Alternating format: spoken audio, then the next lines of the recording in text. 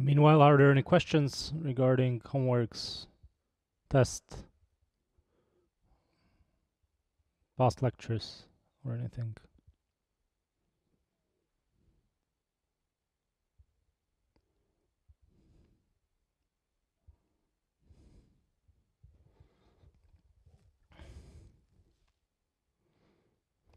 If not, today's lecture is going to be about Monte Carlo research and AlphaGo.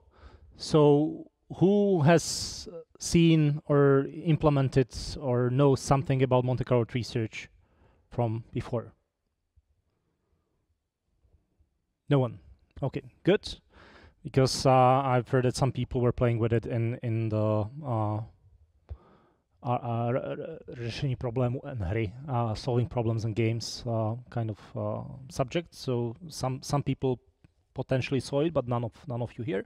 Okay, so I'll try to go into more details. And as always, if you have any questions, stop me and ask.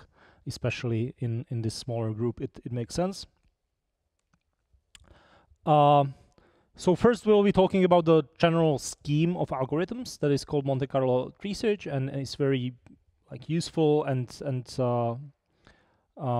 practical for very wide range of problems. Then we'll talk about some basic improvements, like how to make this basic scheme work better in some domains. And then I wanted to show you how to use this algorithm to solve a real large real-world problem, such as Go, which became the challenge for AI after chess was pretty much solved. So for since AI started, right, since the 40s, 50s, people were focusing on chess as the ultimate challenge. Like when we solve chess as well as people, if we beat people, we have AI. Well, in 97 that happened, and nobody really thought that we have AI. And then people thought, like, okay, what's next? What should be the next challenge we will push for? And that was Go. And that's why we'll be talking about that. And the algorithm based on Monte Carlo research that was very successful at Go is called AlphaGo. And we'll go again through the details. And maybe you will not understand all of it, but hopefully you will get some general idea how you can use Monte Carlo research to solve this kind of large problem.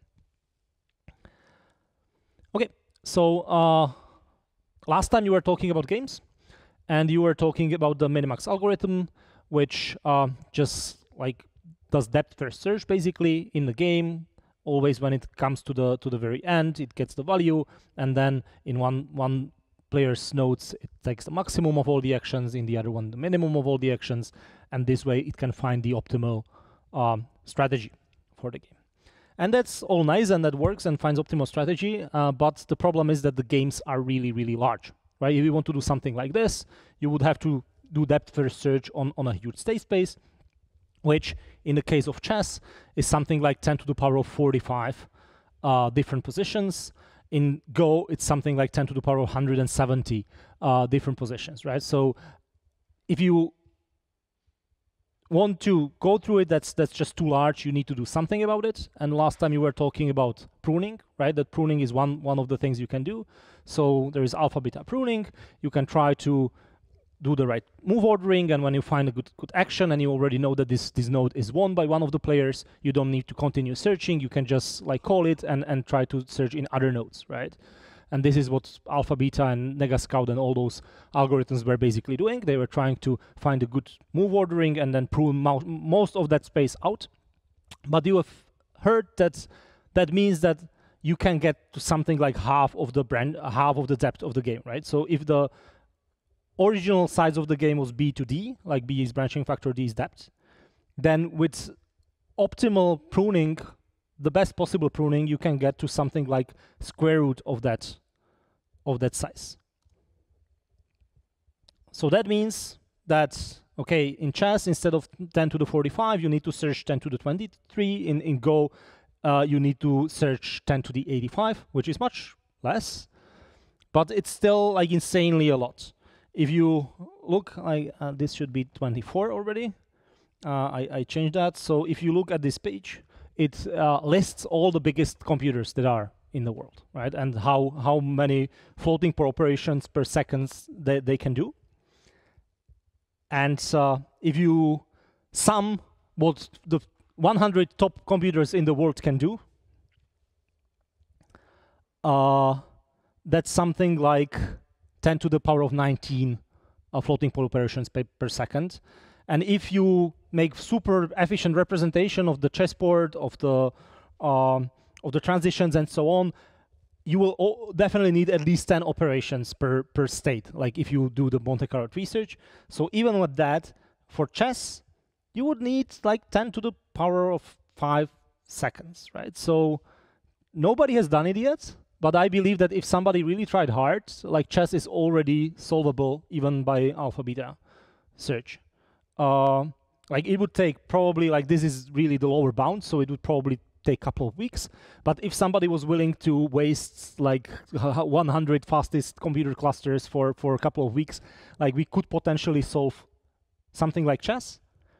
But then when we look at Go, Go is 10 to the 85, even with the pruning, right? So if we take these 19 down and this another 5 down to get from seconds to years, then we still are left with 10 to the 160 years that we would need on 100 most powerful clusters today to solve Go, like to run alpha beta on Go. And that's like much more than the expected kind of estimated age of the universe, which is just 10 to the power of 9 years, right? So this is something completely insane. Like you can never ever think about all the states, and that's why we have to think about other methods. And this was the case also like before deep learning was super successful, and people were thinking about, okay, if we are in this situation, what can we do? And the one thing you talked about last time was depth limited search, right? So you don't have to go all the way to the leaves. You can just think a couple of moves ahead, and then you can use some evaluation function.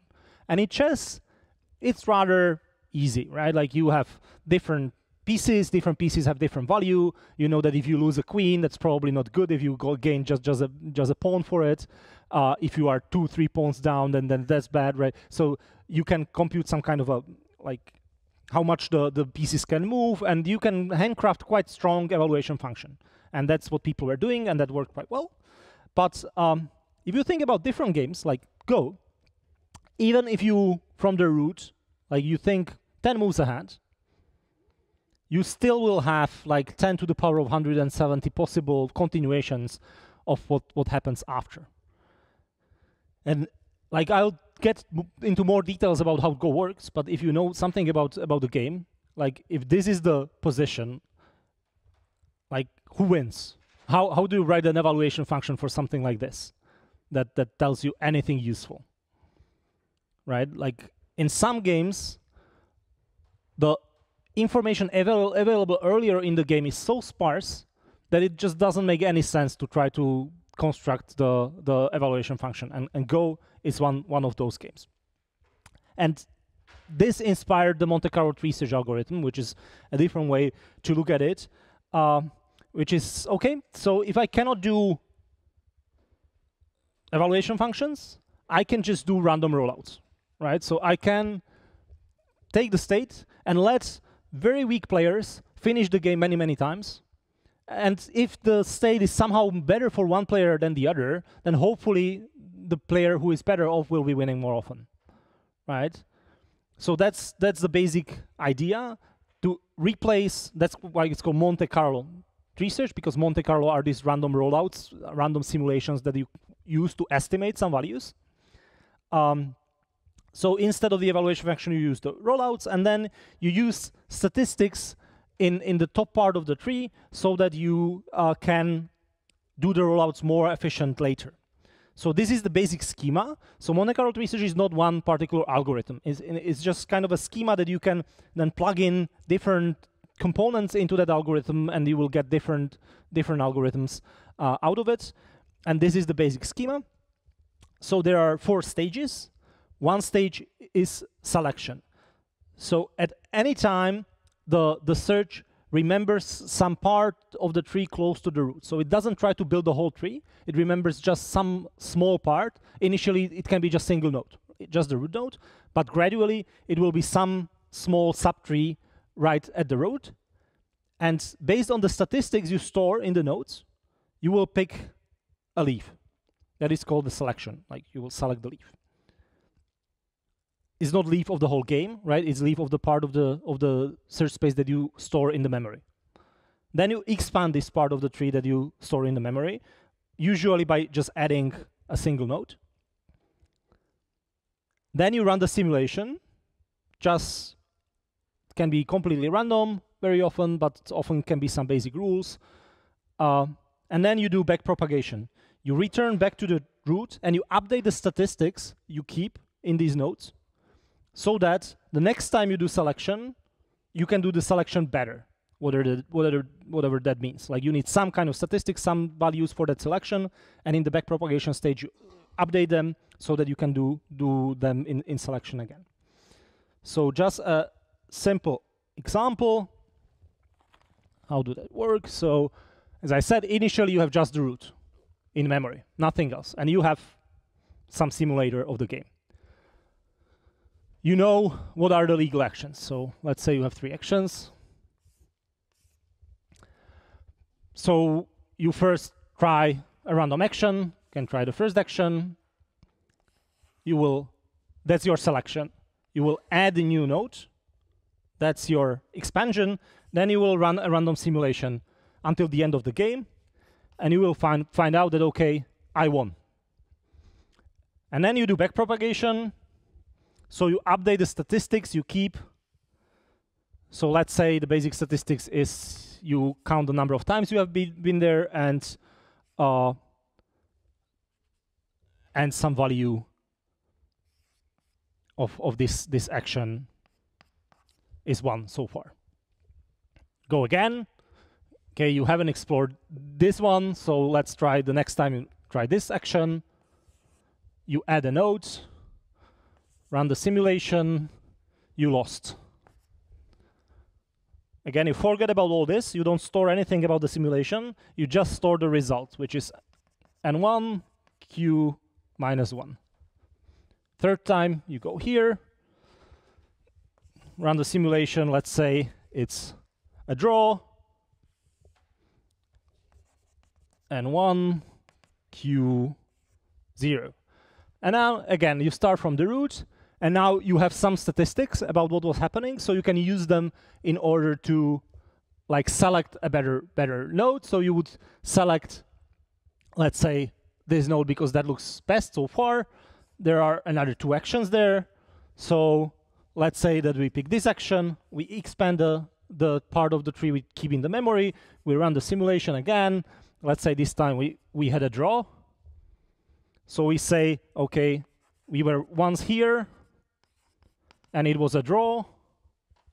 We were twice here, and it was, on average, 0.5.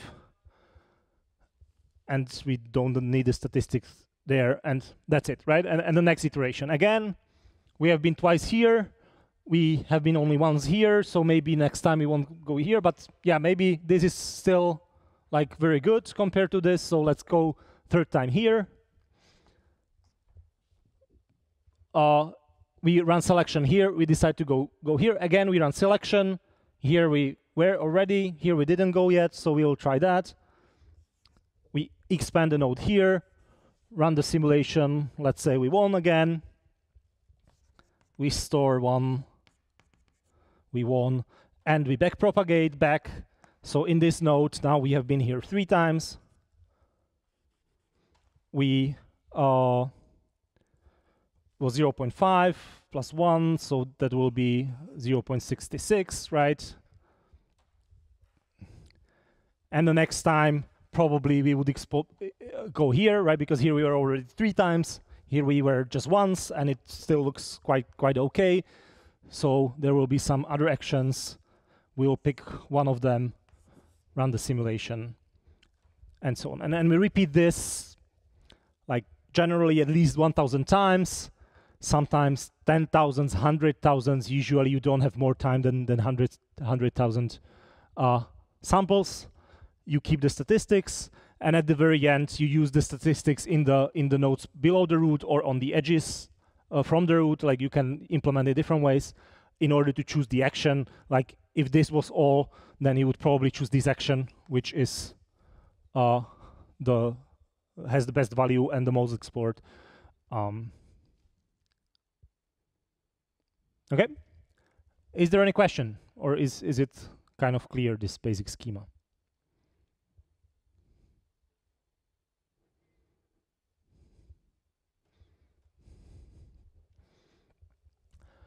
And so one very key difference from the alpha beta, how it's done, so with some exception, but alpha beta generally looks some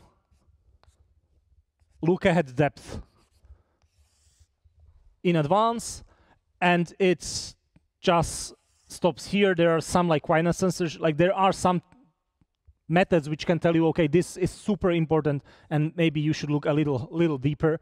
But in general, you look to the constant depth, and that's not very efficient, right? Like, maybe this action is completely nonsensical, and you know that very, very soon, right? So you are still searching this whole subtree,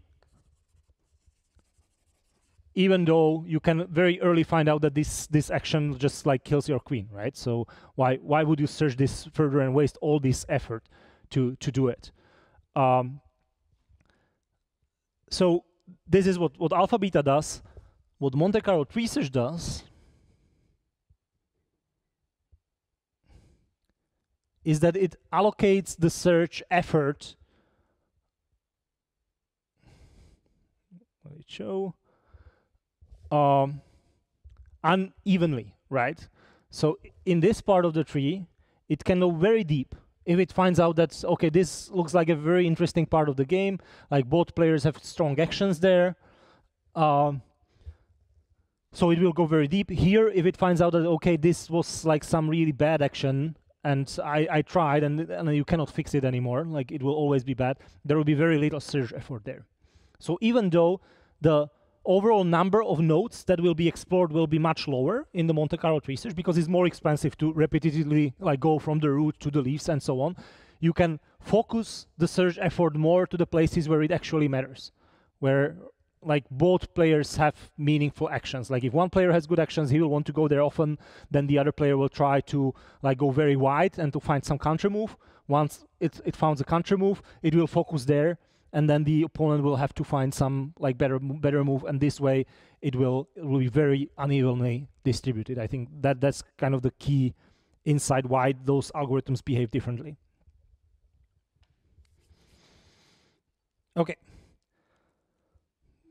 So this is just the demonstration I was just doing on the whiteboard, and now. How do you think should the selection function look like? Like, what should we do for the selection? We need to go more often to the parts of the search space which look good, right? Because like that's probably a good move. But if we were there just like 3 times so far, here we were just once and we lost, like maybe it's the best move ever and there is one way to lose, and we were just super unlucky and we found just that one in the random simulation, right? So you want to make the trade-off between exploitation of the moves which look so good so far and exploration of all the other moves to make sure that they are really not that great, right? And we have seen that before, and that's exactly what's like made a huge success, because the schema of the Monte Carlo research was known long before. Like it was, it got popular in the Go community soon after 2000, like 2001, I think was the first paper on it. And then people were using it, but it was very heuristic, like everybody was trying their own selections and their own backpropagation. And then in 2006, Kocic and Sepeshvari came up with this combination of the bandits theory of UCT and Monte Carlo research, and created this UCB and the Monte Carlo research, and created UCT, which is upper confidence bounds applied to trees, where they are just saying, okay, like let's do the selection based on the UCB algorithm that we were talking about in the bandits, right? And you need to tune this exploration constant because the problem becomes non-stationary. In UCB, in bandits, we assume that each action gives you some fixed probability distribution of rewards, right? For example, in the test bed, we had the Gaussians, but it can be any distribution. It can be like two-model distribution, whatever, any probability distribution, but it has to be fixed in time, right? In this tree, if you think about what is happening there, like your action, the quality of the action will be changing. Because initially you don't know what to play there, so you play randomly. And after you spend, I don't know, 100 simulations in that node, you will already know something about the strategy below. So the rewards you will be getting for playing that action will be changing, drifting gradually. And that's why you need to tune this exploration constant more carefully so that it doesn't converge prematurely. Because even things which were good for a long time can become very bad when the opponent finds a counter move, or the other way around. Something that didn't look good, you can find a killer move, and that will help you a lot. Right, so maybe just to remind this you see the formula. So it was picking actions based on argmax of the value of the action. So you want to prefer the best looking actions. Plus, this was the exploration bonus. So it was logarithm of the number of times the state, the parent, was visited, divided by the number of times the actual action was visited. And this had the property that when you are coming to the node, this bonus is increasing a little bit for all the nodes besides the one where you just tried, where it's decreasing quite rapidly compared to the logarithm.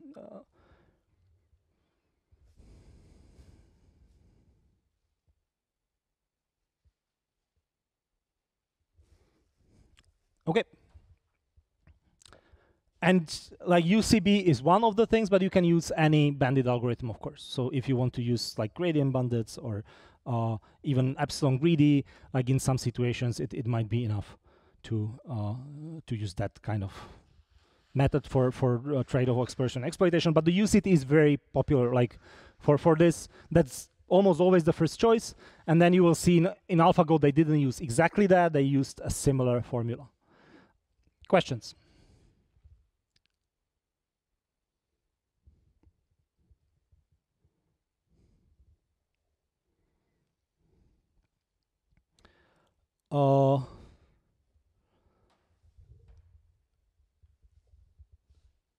One thing that is popular in the selection strategies is to include some domain knowledge. So if you have some idea about how to play in that move, you can add that and gradually remove it. We will see that in AlphaGo example as well, that this selection can take into account a lot of other sources of knowledge. We'll talk a little more about it in backpropagation. So that's selection, like how to choose the next move. Next stage was expansion. And in expansion, the most common thing is that you just add one node. But often, like for implementation, it's easier to add all the actions at once. So when you come there, you can add all the children at once, and that's also fine. You can expand only after several visits, right? Like if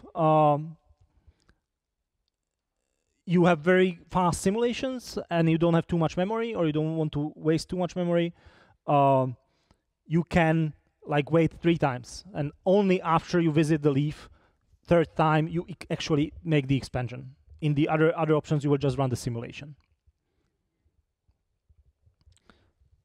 Right, so again, it's a general schema. You can choose any of these, and for different domains, different things can be useful.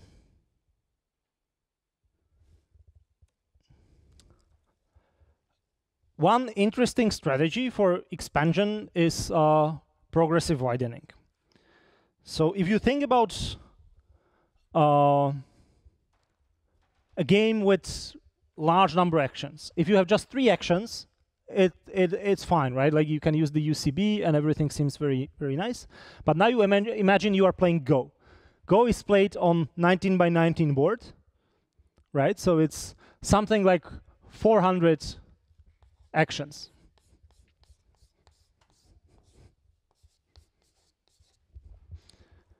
And I told you that very often you have something on the order of 1,000 to 10,000 samples you can use in the Monte Carlo tree search. So if you want to go to every single action at least once, that means that you will spend 400 out of the 1,000 samples only for that. And what happens, okay, if this action looks the best after the 400, there is another 400 options for the opponent, right? And that's already, like on this level, 1,600, right? So if you have just 1,000, then you will go here, you will go here. If you want to go to some of the other actions, there will be again 400 options. So maybe you will explore some of those moves to depth 3 with 1,000 budget. And in Go, like nothing happens in 3 moves, right? So this is a problem. Like if you have large branching factor, it just doesn't make sense to try to explore all the actions. And that's why people are using this progressive widening technique. Like all the blue things are papers. So if you are interested in the details, you can just click and you will find the paper, which is like showing the very popular picture where everybody is reusing. And it's explaining this problem. And the solution is to limit the number of actions you explore. So in general, you limit it by this kind of function k, which is some constant times the number of times you have visited to the power of alpha, where alpha is something between 0 and 1. Very often it's something like these alpha and the c would be tuned for a specific domain. Like for different domains, the different things work. But it's very often something like square root, right? So you can imagine this whole thing to be a square root of t. So you will have this kind of situation, but you will restrict yourself to never use more than square root of t, where t is the number of visits, actions in that move, in that state, right? So how does it look like? You come there for the first time. Square root of 1 is 1, right? So you are allowed 1 action. Good. You run simulation. Update the statistics. Right, I'll just count the n equals 1. You will go there the second time. You are allowed still square root of 2. Let's say it's upper like floor of that number, so you are allowed 2.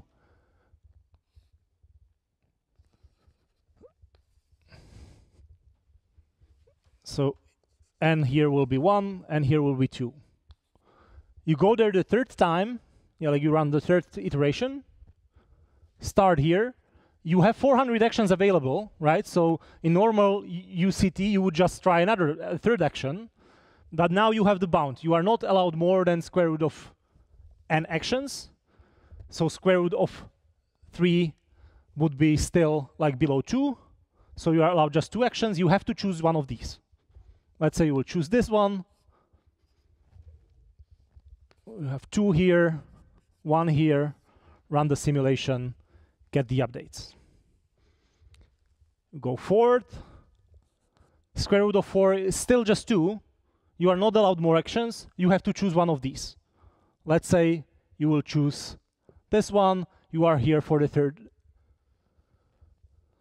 time. You are allowed another action. You run the simulation. 5, let's say you go square root of 5 is already a little more than 2, right? So you are already allowed a third action.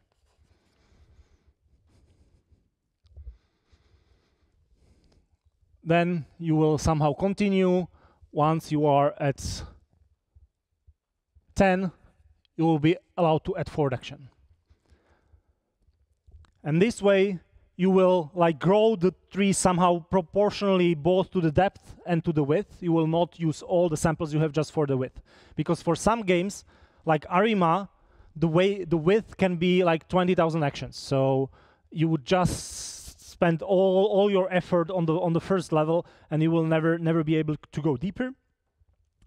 So in order to do this, you need some kind of domain knowledge, right? You need to have some heuristic that tells you which actions are probably more important than the others. You just don't want to pick, like, even if you cannot, even if you just pick random action, it's still better.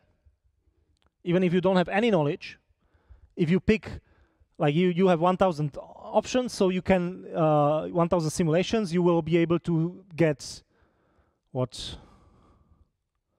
Let's say you have 10,000 simulations, so you will be able to get 100 different actions out of those 400.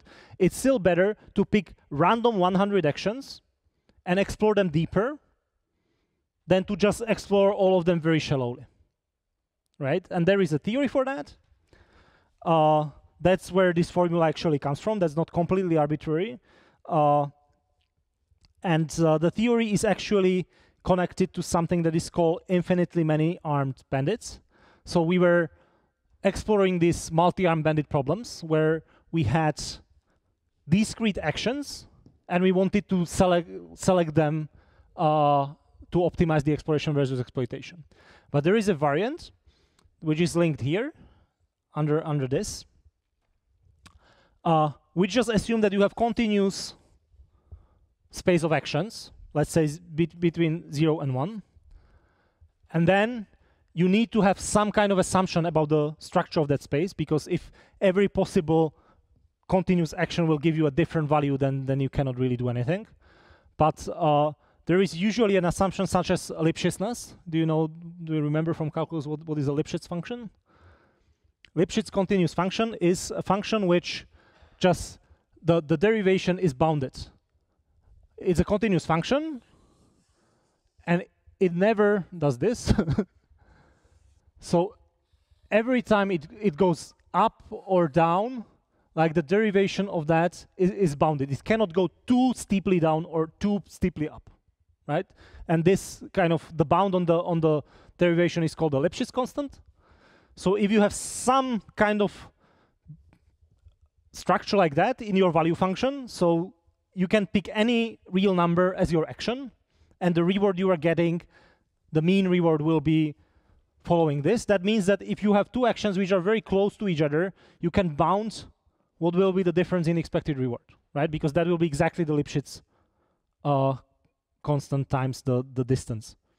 So if the value of this action is here, and this is the Lipschitz constant, you know that value of this action will be at most here, and at least here, right?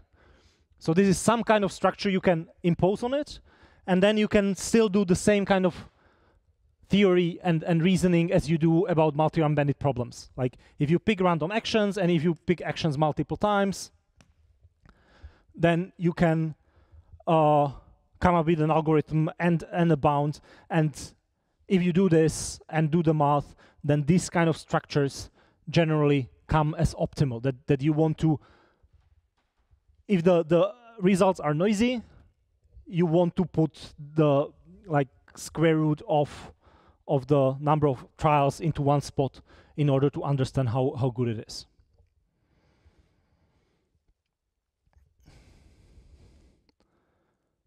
Okay, so that's progressive widening. Does it make sense, or is it are there any questions?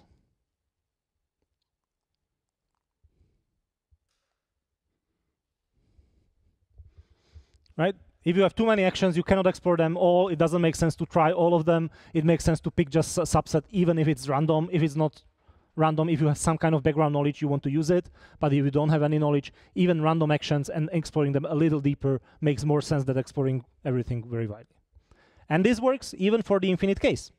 So the infinite case was the inspiration and the theory. But actually, you can use Monte Carlo research in infinite games. And I have a paper on that. If you are interested, it's linked from here, which is simulation of the game of curling, which is like you are sliding these stones to the target, and you are trying to like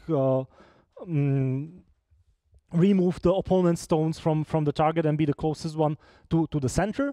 And again, like what is your action space in the game of curling? How would you model it?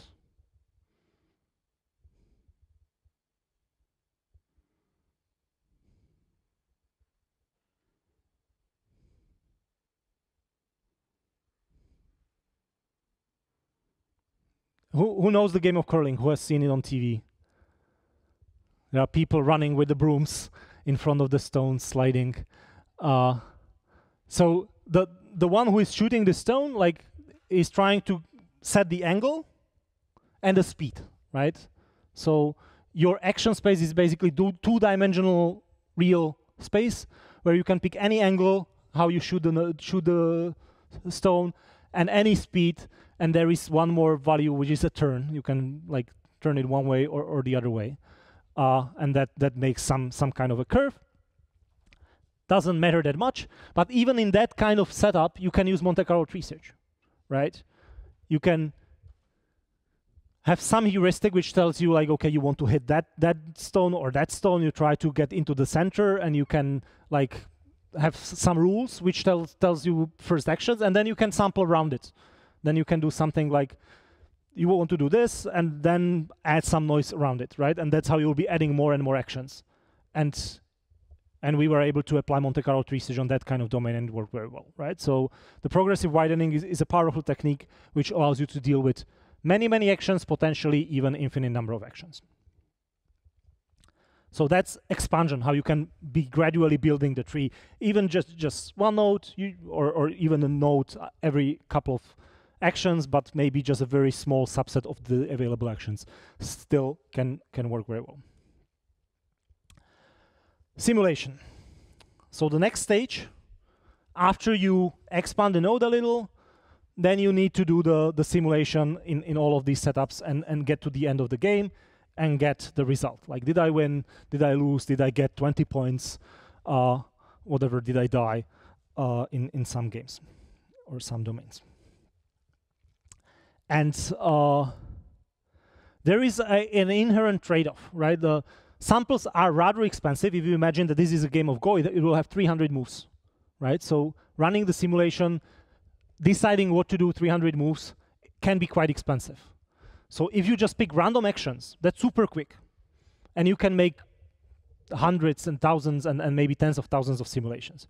If you run some neural network to decide every single move, like, that's quite expensive, but maybe the moves will be more representative. Like, the simulation will tell you more about how good that node is, right? So it's important to make some kind of good trade-off to like keep it random, because you don't want to put too much of your own bias. You want to have a lot of randomness there. You want to have it super fast, and very often is actually worth it to just keep it completely random and not to put any knowledge. But if you can add very simple knowledge, like rules, you have tic-tac-toe, or you have kind of connect 4, and you already connected 3, so maybe adding a rule, like if I can put the fort and win in this move, I want to do it in the simulation. Like, this kind of rule is very useful, right? Or if you have something that you know is just common, as you never move with this piece in chess, like until the very end, or something like that, then you can add this simple, quick to execute rules to somehow avoid the biggest mistakes or to make the obvious things in the simulation. So that's the hand-coded knowledge that you can add it, and you can learn it, right, using machine learning. But again, you have to be very careful to keep the model simple enough, because you might need to execute it many times, and you want to run the simulations very fast.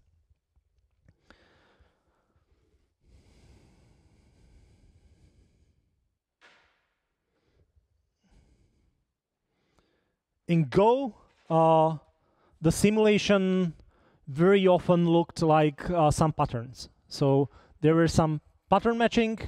You had the board, and if somewhere they were able to match a pattern, then they chose that move with high probability, right? So it can have different forms. So that's simulation. And the last stage was backpropagation. And the backpropagation is very tightly connected with the selection, right? Because in backpropagation, you want to update the statistics that you will be using in the simulation afterwards, right? In the selection, sorry, right? So in the selection stage, you are using the statistics you are updating in the backpropagation. So the most common things, of course, are the number of visits to the node, number of trials for a specific action in a node, and the Q value, so the expected value of an action in a state. But you can use anything, right? You can use payoff range, right? If you have a node and you remember max and min, then even if you were there only 20 times, if you find out that, okay, max is 0.5 and min is 0.5, n is 20, then maybe you don't really need to put there much more effort, right? Maybe this is already kind of set, drawn.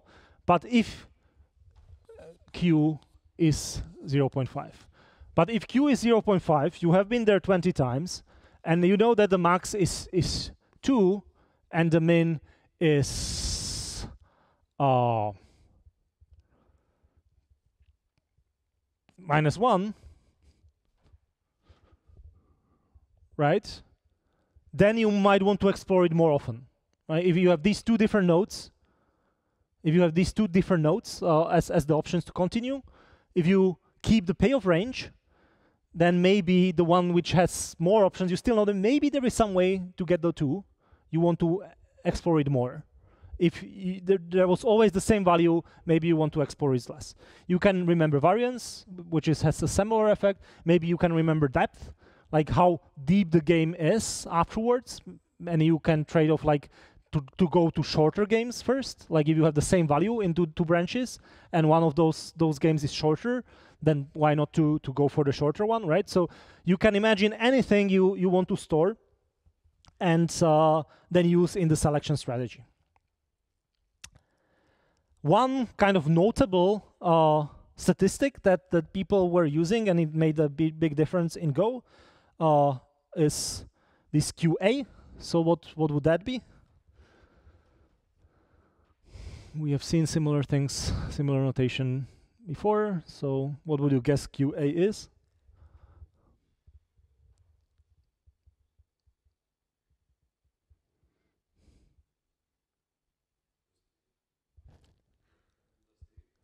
The state.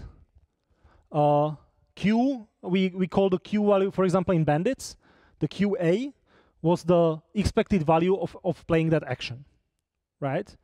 So even here, the Q values are the kind of expected values of playing actions, but this is the common one, like that I was putting here, like the value of playing action A in state S. That's how you usually see it in reinforcement learning and so on. But you can think about it just like value of playing an action regardless of state. And in some games, it makes sense, right? If you have a Go board or if you have a chessboard, and you can have a move, okay, I'll move this pawn one step ahead. And I can move it in this chessboard or that chessboard on that chessboard, and still, if there is the pawn here, I can move it one step ahead, right? In Go, it's even more clear. Like if you have the board, and you have a spot where you can place your stone. You can place it here, or you can place it after many other moves are played. Still, playing a move here might make some sense. And locally in the search tree, like if you look at it here or here, it's quite likely that the same move will have same value here and here, right? If it's a good move, it might be good move after you play two other moves, or after you play one other move. Like a good move will probably stay good move, right? A bad move will probably stay bad move, somehow locally in that part of the tree, right? So if you can make this kind of value of an action independent of the state, you can still use it in the selection. And especially like when you then create a new node, you add a new node, and for example, you want to choose which actions to explore in the progressive widening. You can use that values, right? You can use how good the action was here. If you have an action which was really good here, and here you are allowed to explore only 2 actions, maybe picking the one that was really good here is a good idea to try even here, right? So Rave is this like statistic basically that is often stored and very helpful in Monte Carlo research. Is it clear?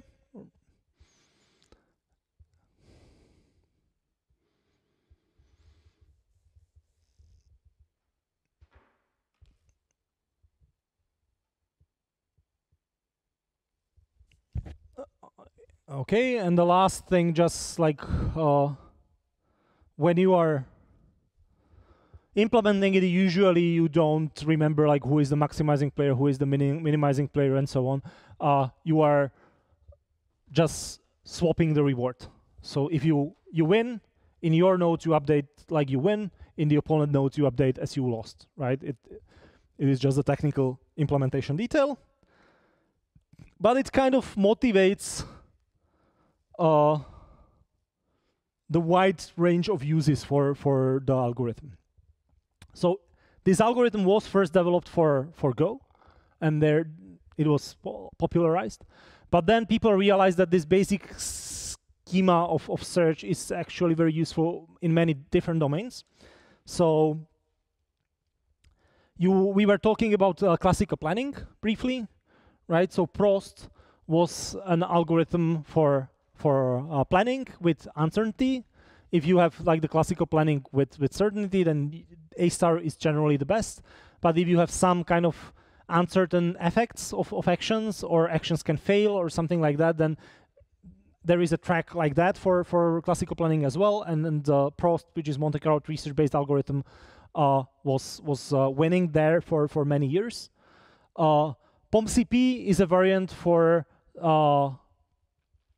POMDPs, for partially observable Markov decision processes. So for single player problems with imperfect information, again, like variants of Monte Carlo research are very popular. Like it's very robust. Like it kind of works almost always. And if you tune all those setups, all those parameters very well, it can work very fast and very efficiently. If you want to know more about Monte Carlo research, of course, I suggest you read the chapter in the book, the Reinforcement Learning Introduction by Sutton, that is kind of the book that is suggested for like half of this course, and it's available online in a PDF. Or there is this survey paper which summarizes all those extensions and applications and how the Monte Carlo research problem or algorithm schema of algorithms was developing. Questions?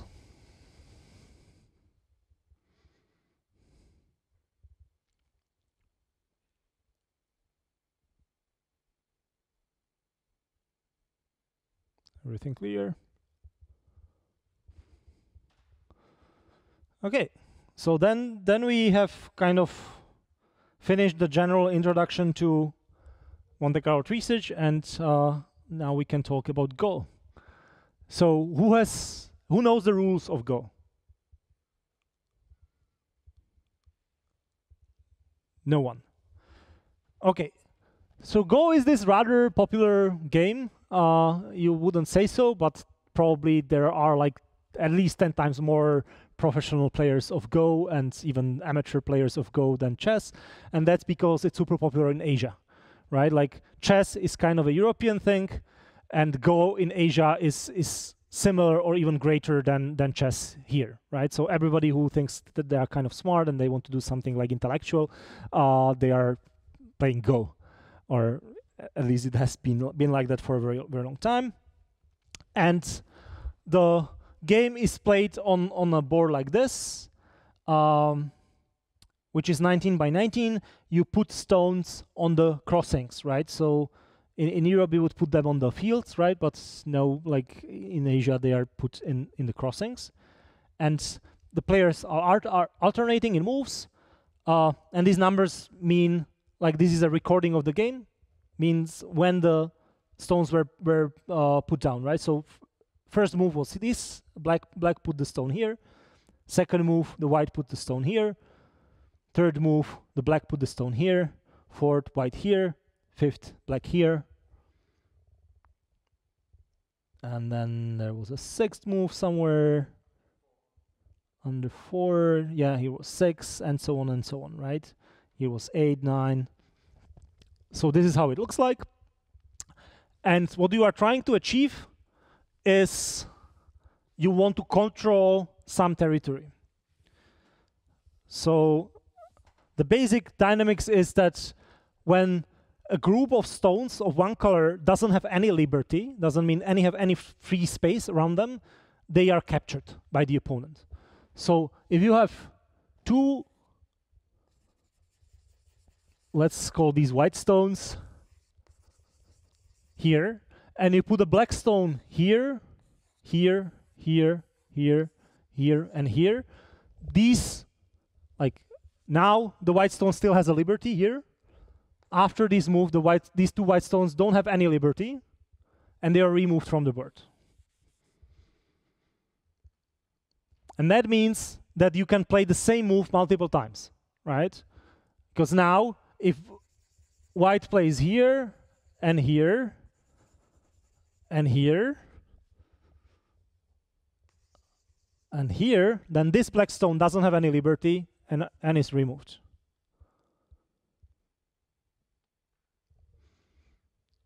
And the goal is to control large parts of the territory, and there are some structures which mean that you control it. So in general, like a very simple rule is having two eyes. So if you have some kind of structure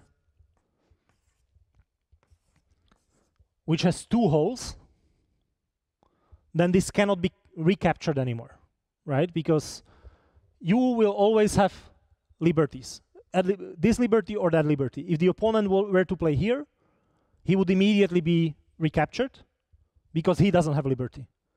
Here, he doesn't have a liberty, right? So he cannot play any of these, and you will still have at least one of these liberties, right? So this is already yours forever, that will never be captured.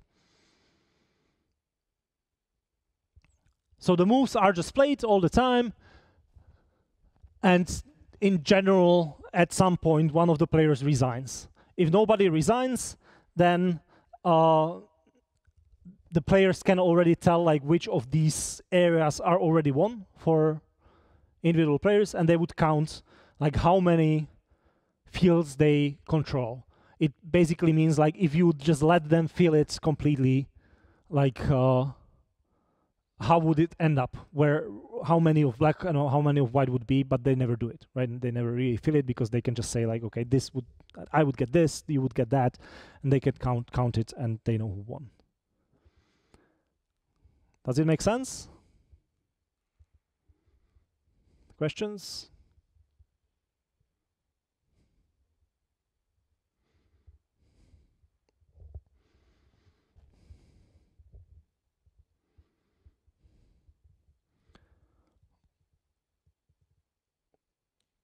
Okay. So I already told you that the game of Go became the kind of grand challenge for AI after chess has been kind of solved, or best humans were outperformed in chess. And these are basically the reasons. So the branching factor in chess is around 35. This is around 350. The game length is around 57 in chess. Here it's around 300. And it's way more, like it's older and way more popular than chess. Like many people wrote many books and have devoted their lives just for studying Go. And there are 27 million players worldwide who really deeply care about the game.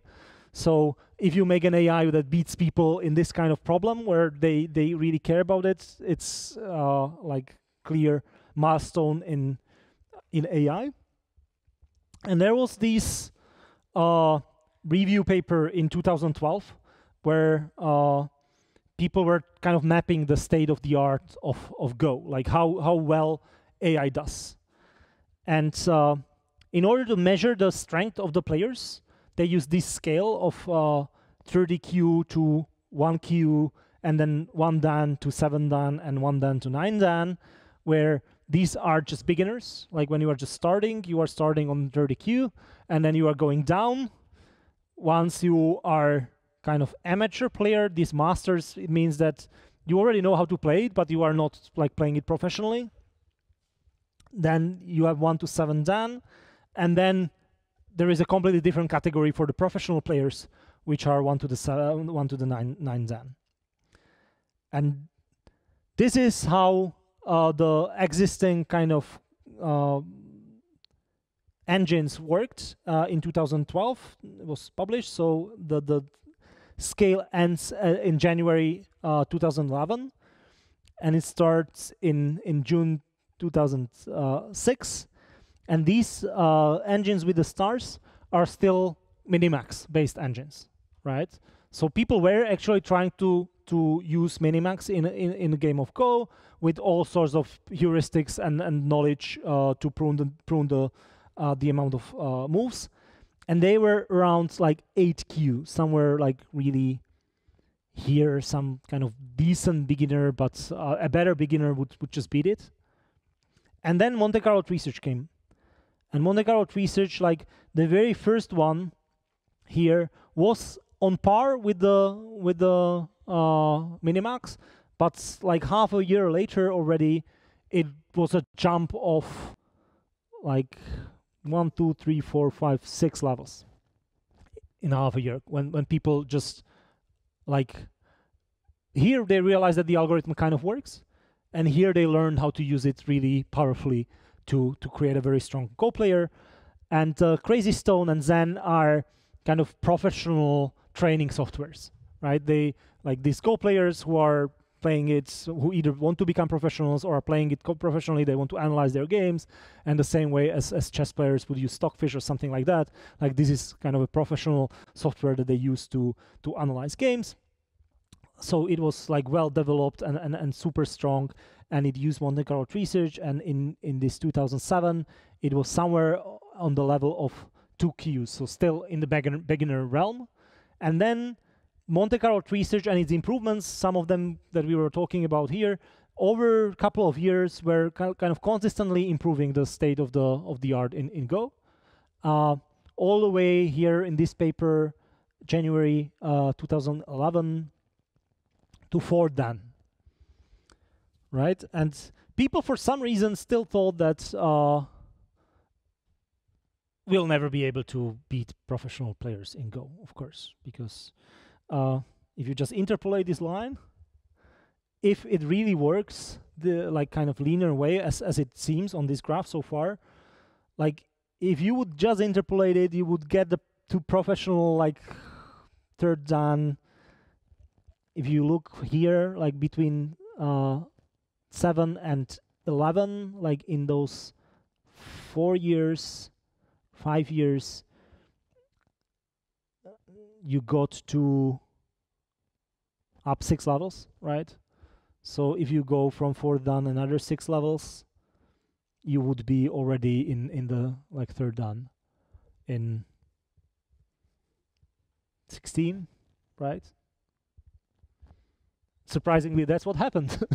But everybody was very surprised by that. So in 2016, DeepMind, now not so unknown lab anymore after the success with Atari games, had another Nature paper on the cover, and that was about beating professional Go player for the first time. And this is kind of how it looked like. So GNU Go was at that time the strongest alpha beta kind of full search player, which was still on the beginner level. Then these were like the strong Monte Carlo research players, which on one machine is this like red part, where somewhere like in the mid higher amateur ranks. But if they were this kind of lighter, if they were run on a big clusters on super parallel machines, then they were able to achieve like somewhere at the edge of the level of amateur. This Van Hui is the European champion, so it's not a machine, it's a guy, but a European champion, right? So they were careful to choose the right challenge, and this is super important, right? Like you should always choose the challenge in research that can help you show what you want to show, but not to make it too hard, right? So they didn't start with beating the best professional player ever. They started by beating a professional. They knew that that already will be a big deal. Then they had this AlphaGo, which was running on one GPU, which was somewhere on the level of the professional player. But then when they run it in a distributed fashion on, I have to tell you something later, but on hundreds of GPUs, then they were able to kind of consistently beat him. And again, like there is the link to the paper here. It's again quite readable, so I suggest you read at least this like main part and possibly even the methods.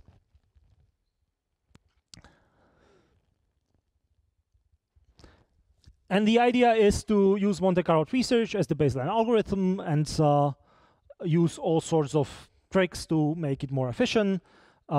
They capture the human knowledge in a policy that they call P sigma, and that was just kind of copying what humans did. I'll be talking in more details about each of those policies, but just so you don't get lost in all of them, I just wanted to first list them. So there is a policy P sigma, which is just copied from humans. Then there is a fast simulation policy P pi for rollouts. So that's just something that was supposed to be super fast for the simulations. Then reinforcement learning policy P raw, which was kind of the strongest policy they had, just policy, like a function from states to actions. And then they had a value function. For every state, they estimated what is the expected value. And they ran Monte Carlo research and guided them using all of this knowledge. So how did they learn the policies? So first, the P sigma was just supervised learning, right? They took a Go server, like Go is really popular, so they were able to find 30 million positions on a Go server where people play Go for like many years. And they just took like state and what action a human did. They didn't care whether they won or lost or whatever, just like what do people do, what kind of actions people do. And they were training by gradient ascent a neural network which was just predicting this action. They were trying to match the probability of predicting that action on that data set. And the final prediction accuracy was 57%, which doesn't sound like much, but if you think that there are like on average 300, 350 different positions, like selecting the right one, the one that humans actually play in over half of the cases, is pretty good, like out of 400. And then they trained the very same way this rollout policy P pi, but it was much smaller neural network, right? So that they can execute it very quickly for the simulations. And that was 24% accuracy. So much worse accuracy, but if you want to run it quickly, it was worth it. They certainly tried different sizes, and this was kind of their optimum.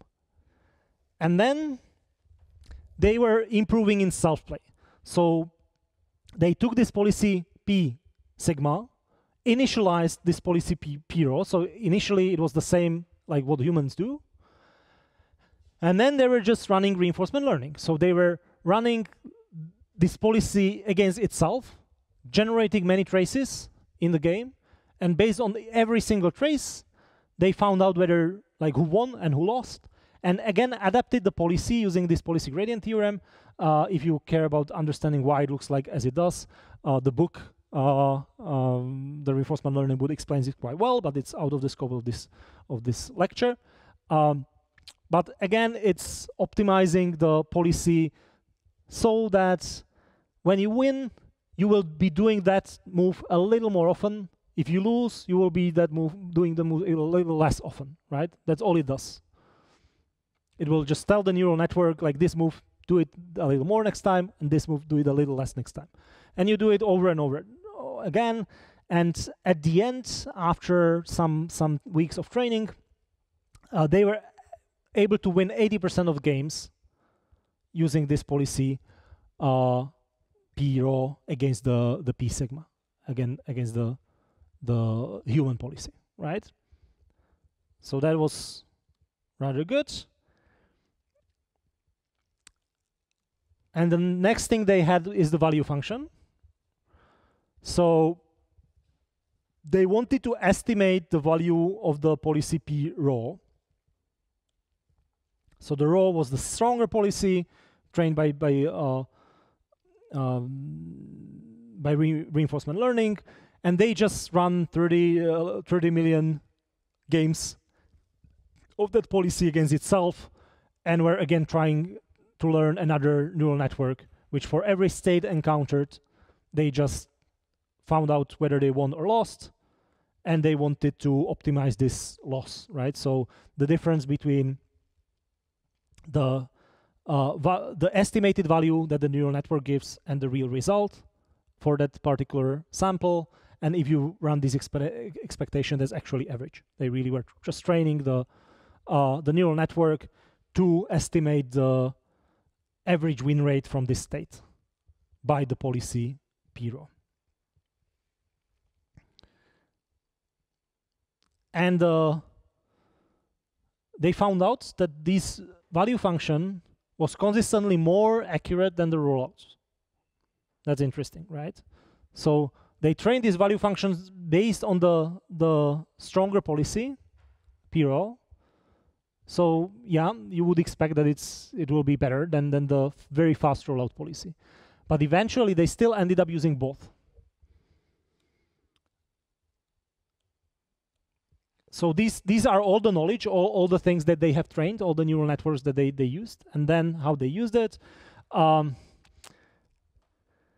The paper is written in a way that if you read the main part, it's all nice and simple. And then if you read the methods, they explain all the details that things are not as simple as they actually claimed, right? So this is, in general, what it was doing is not exactly what it was doing, but let's say that like this is the slightly simplified version, but still quite accurate. They were using something very similar to the UCB formula. Argmax Q, that's the same. C is the exploration constant. But then, if you look at this part,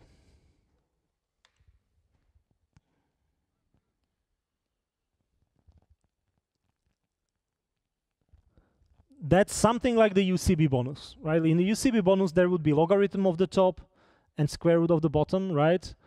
Here, it's square root of the top and just the plain value in the bottom, but it still behaves the same way. If you visit the state and don't perform action A, this thing will grow as a square root. But if you visit the action A, this thing will grow much faster. Right? So overall, when you visit the state like infinitely many times, like perform some action infinitely many times, like this will be basically 0, and you will be just playing based on how good it is. If you visit it infinitely many times, then there is some value on, like some preference on the actions you didn't visit too many times. So this is just something similar to the UCB bonus. This is just the exploration constant.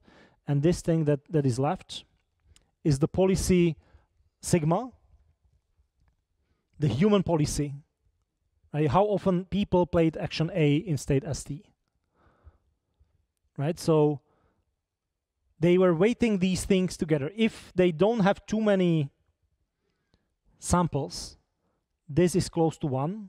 So they are basically playing, and if C is large enough, they are basically playing as humans would play.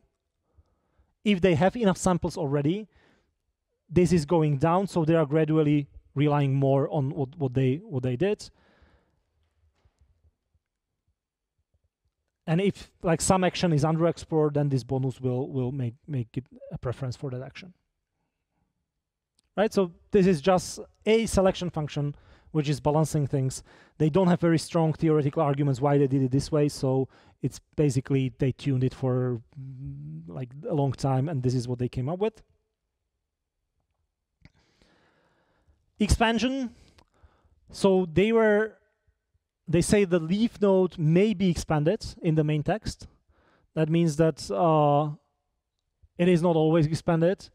Then when I read into the methods, like how exactly it is, they say that it depends on the current load of the GPU. So basically, they were tracking how long all the other networks and simulations and everything takes, and if they like saw that they have enough budget to run the expansions, they were expanding more.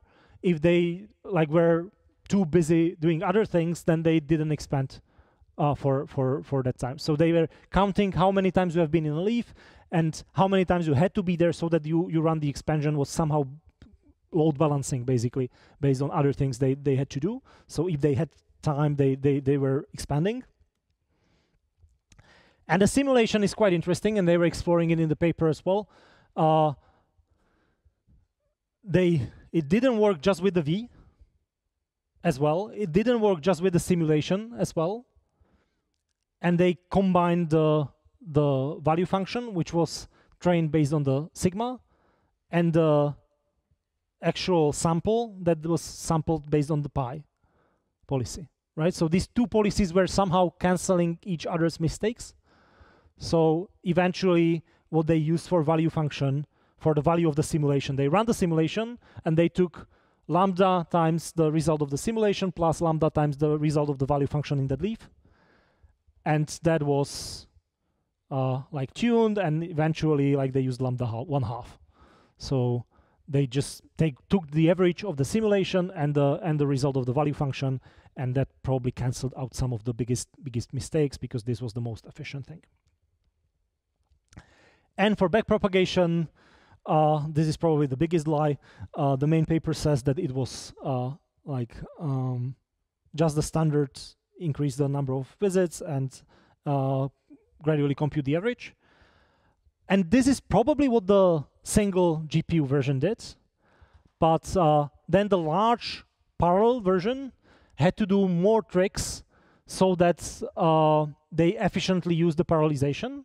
So one of the tricks that they were doing is that when they took a sample, took a leaf, they first gave it a big penalty. Like they said that they've lost n times and propagated that so that the next selections wouldn't select the same node.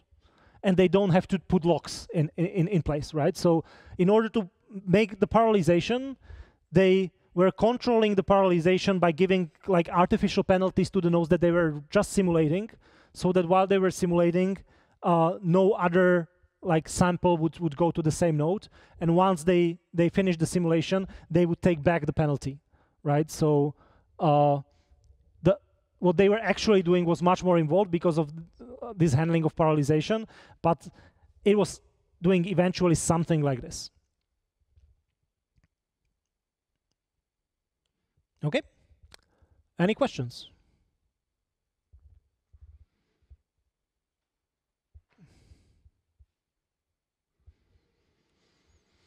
Okay, so how did it work? So first they run 495 matches against the existing Go playing programs. Like, why this number? Doesn't make any sense, so probably like 5 of them crashed or something. And one of them they lost, all the others they won. So they were pretty confident that it's doing something. So they played this European champion, and they were able to win 5-0. So that was the big result that they wrote into the Nature paper, right? That they were able to beat this European champion, who is a professional player, and they were running a distributed version on 1200 CPUs and 176 GPUs, which was pretty insane at that time. Like now, it's not that unusual to run this kind of computation, but at that time it was a huge, like, uncomparable computation to anything else. And this is like one graph from the paper which is showing like ablations. This performance, this is ELO, like some measure of quality of the player. This is the performance with all of the features as they finally like tune them together. And this is like when they removed some things. So one thing that I was saying was that both the evaluation function and the rollouts, the simulations were important. So if they just use the value network and they didn't use rollouts, that's this, it was much weaker, right? They lost this much by using just the value function and no rollouts. Lambda equals 1. If they used just the rollouts and no value function, it's this one, right? It was better.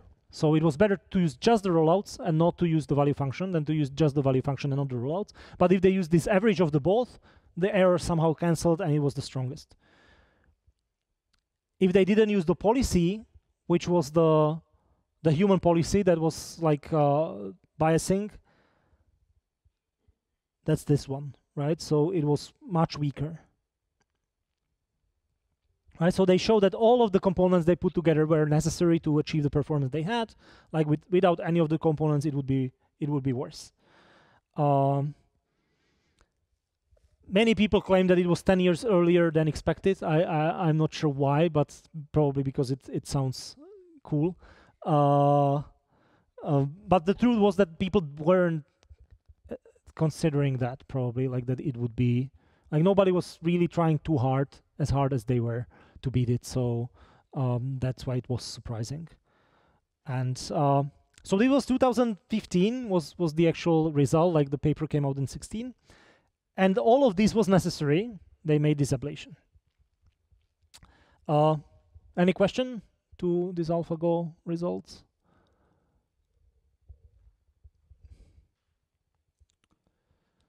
But they didn't stop there. They were continuing this kind of line of algorithms for a couple of more years. So just a year later, AlphaGo 0 paper came out, where they posed this question like, okay, like there was this policy pi sigma, which was learned from human knowledge, right? From these 4,000 years of knowledge compiled into books and then into the human heads and into the Go server and back to the algorithm. And can we do it without that, right? Like, can we just learn to play Go on superhuman level from scratch, like from no knowledge at all? And that's what they tried in 2017. So they really started just with random policy. They were putting random stones, and they were able to train the bot even from there, so that it has beaten everything before, right? They were not beating people anymore because meanwhile they have beaten the world champion, and that it has actually nice geopolitical consequences. Like they wanted to play it in China, and China is big on Go, like it's super popular there, and the government forbade streaming the match when they were playing the like biggest Chinese champion, and they censored the results then because he was beaten badly. And that was kind of a wake-up call. Like until then, China didn't care about AI too much, but since then, like they started heavily investing to AI, and that's kind of the reason why they are now where they are with LLMs and everything. That they have overinvested because of this kind of result. Like it sounds irrelevant, right? Like who cares about the game? But because it was such an important game for them, and they never thought that computers could do it. And when they saw that computers can do it, they have invested. So human knowledge was useful in 16, in 17. They could do it even without the human knowledge. Then it was still for Go. And the question was, okay, can we use the very same algorithm or techniques, ideas for other games? And they did it, so they dropped the simulations already. So in 2018, it was even simpler algorithm, which was still using some kind of reinforcement learned policy to bias the selection, and it was using just value function to evaluate the leaves, right? So it was not running the simulation, it just used the value function that was trained using reinforcement learning. And that algorithm was able to train the strongest ever chess player in 9 hours, strongest Chinese chess players, shogi, and Go player in 13 days, right? So they were able to beat everything, like all the computer programs that they have created before or anybody else created before in just this couple of hours. Like a couple of hours on a super huge parallel cluster, right? Like it's not a couple of hours on one machine, but still. And what's interesting and kind of relevant even today with LLMs and stuff is this result with the search. So there are reinforcement learning techniques like we were showing that like Q-learning and so on that are just training the policy, right? Just training a mapping from state to action. And you can do this even with the games. And there have been results like in Stratego and so on, where you can train a network which is not doing any search, which is just giving you an action. And they have not evaluated in this alpha kind of line of work, but there is the Lila 0, which was like independent re-implementation and then re-evaluation of these algorithms. And they've made this nice experiment where they try to take the strongest policy without search and with search. And they have shown that the search is really necessary. That without search, it's just on the level of the human like professional player, but not like the amateur level, the master level. But it cannot achieve this superhuman quality. The search is really necessary. So they tried to drop the search, they weren't able to. And even in LLMs, now you have this like test time search, test time reasoning kind of, which is on top of the pre-trained reasoning. And we have seen that in many other domains, that really adding search to these kind of basic value function and policy function from state to action is always a huge gain. So Alpha 0, different games with the same architecture. Mu 0, they were looking at what else to drop, and they've created a method which doesn't even have access to game rules. So it has only the access to the simulator, right? So you don't know that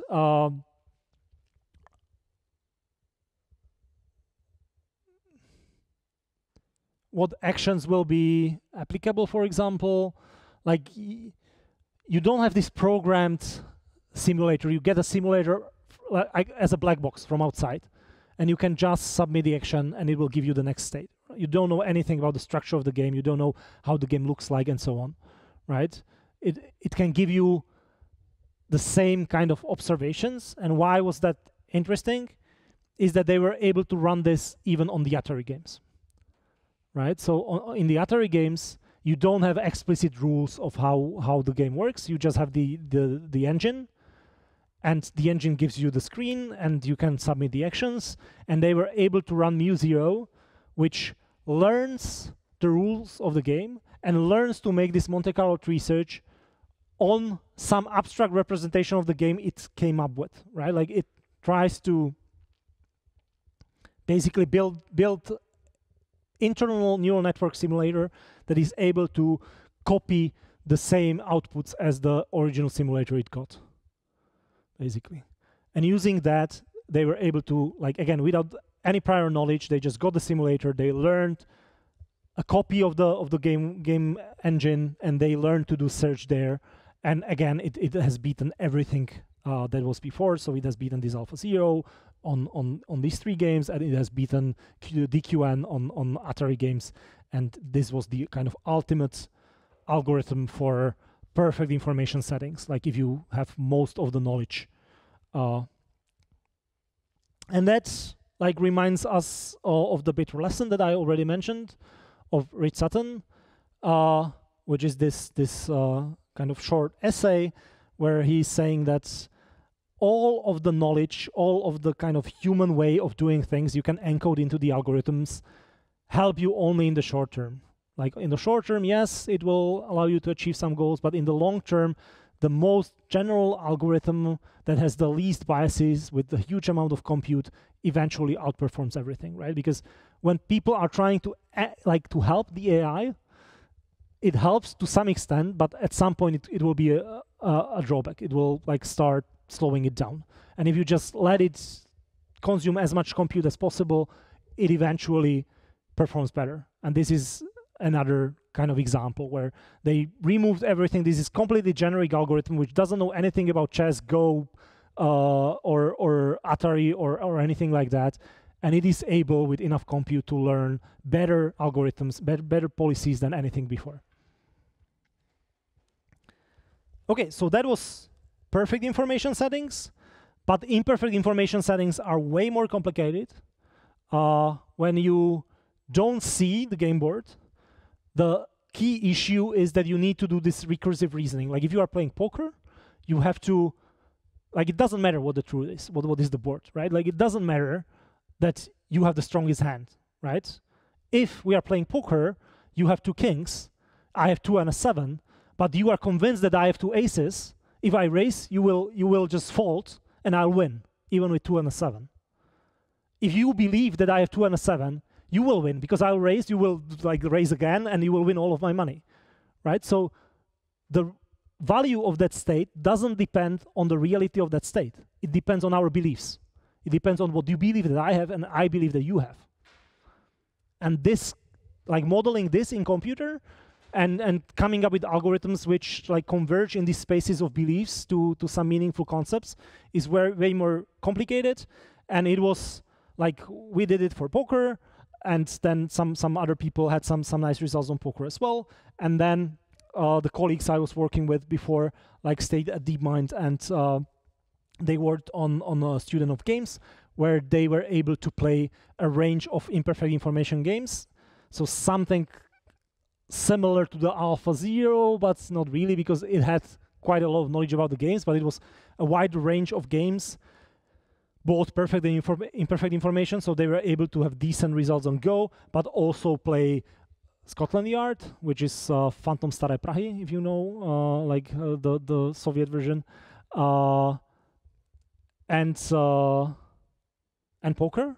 The same algorithm was playing this Scotland Yard, poker, chess, and Go.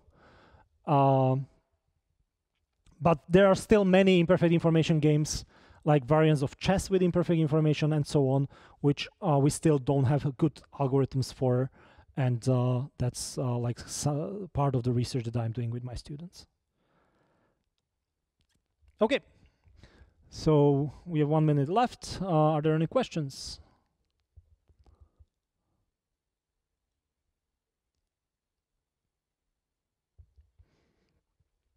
If not, then just a summary.